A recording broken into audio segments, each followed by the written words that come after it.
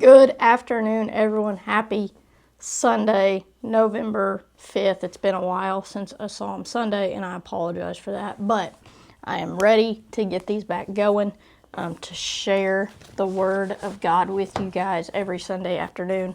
So let's just dive right in. We are in Psalm 81 today. 16 verses. Let's dive in. Let's see what God has for us. It says, "Sing for joy to God, our strength. Shout aloud to the God of Jacob. Begin the music, strike the timbrel, play the melodious harp and lyre. Sound the ram's horn at the new moon, and when the moon is full, on the day of our festival. This is a decree for Israel, an ordinance of the God of Jacob. When God went out against Egypt, he established it as a statute for Joseph. I heard an unknown voice say, I removed the burden from their shoulders. Their hands were set free from the basket. In your distress, you called, and I rescued you. I answered you out of a thundercloud. I tested you at the waters of Meribah. Hear me, my people, and I will warn you. If you would only listen to me, Israel." And pause. Can you imagine?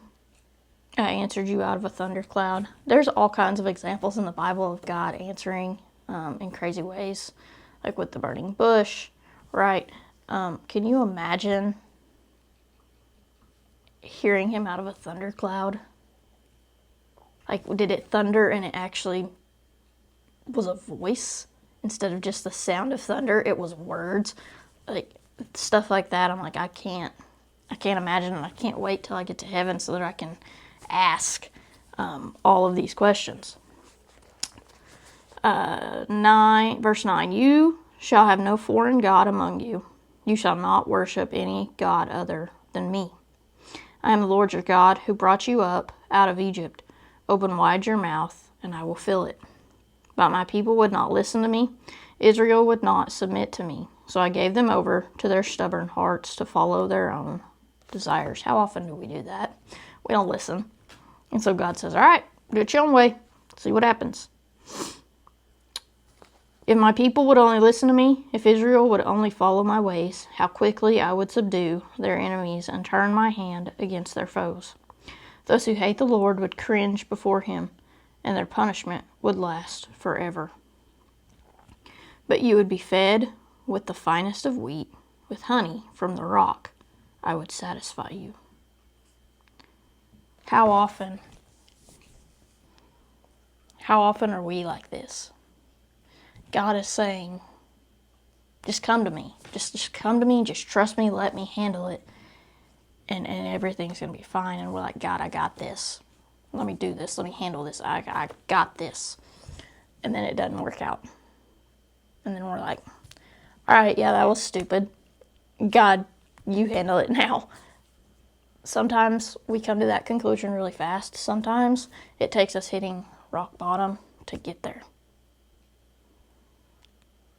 We get all the way to a point where it's like, God, I can't do this anymore. Think of how much easier our life would be if from the beginning, when something tough or something stressful or troublesome or whatever it is came our way, if we were like, all right, God, it's yours. I don't want it. I don't want anything to do with it. You tell me what to do, and I'm going to do it. How much better would our life go if we gave it to God in the first place instead of trying to fix it on our own? I think that's something that all of us, myself included, need to work on, is giving it to God from the get-go and not trying to do it ourselves first. Because time and time again, in the Word and in our own life, it's proven that we can't do it. We're going to end up giving it to God anyway, so why don't we give it to God in the first place? Everyone have a great Sunday.